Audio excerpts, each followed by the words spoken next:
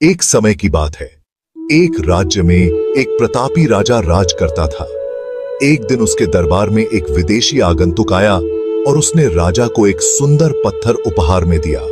राजा वह पत्थर देख बहुत प्रसन्न हुआ। उसने उस पत्थर से भगवान विष्णु की प्रतिमा का निर्माण कर उसे राज्य के मंदिर में स्थापित करने का निर्णय लिया और प्रतिमा निर्माण का कार्य राज्य के महामंत्री को सौंप दिया।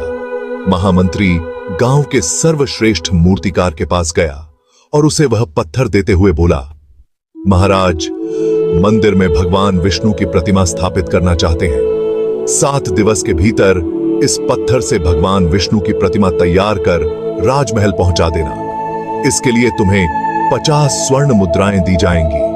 50 स्वर्ण मुद्राओं की बात सुनकर मूर्तिकार खुश हो गया और महामंत्री के जाने के उपरांत प्रतिमा का निर्माण कार्य प्रारंभ करने के उद्देश्य से अपने औजार निकाल लिए। अपने औजारों में से उसने एक हथौड़ा लिया और पत्थर तोड़ने के लिए उस पर हथौड़े से वार करने लगा, किंतु पत्थर जस का तस रहा। मूर्तिकार ने हथौड़े के कई वार पत्थर पर किए, किंतु पत्थर नहीं टूटा।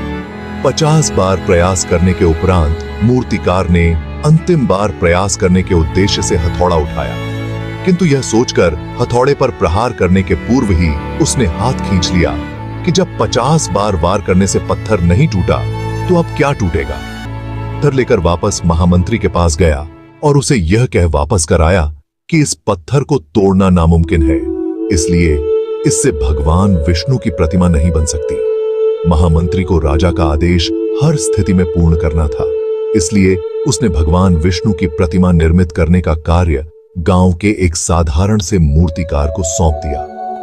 पत्थर लेकर मूर्तिकार ने महामंत्री के सामने ही उस पर हथौड़े से प्रहार किया और वह पत्थर एक बार में ही टूट गया। पत्थर टूटने के बाद मूर्तिकार प्रतिमा बनाने में जुट गया। इधर महामंत्री सोचने लगा कि काश पहले मूर्तिकार ने एक अंतिम प्रयास और किया होता तो सफल हो गया होता और 50 स्वर्ण मुद्राओं का हकदार बनता। अगर आपको हमारी यह कहानी अच्छी हो तो सब्सक्राइब करें।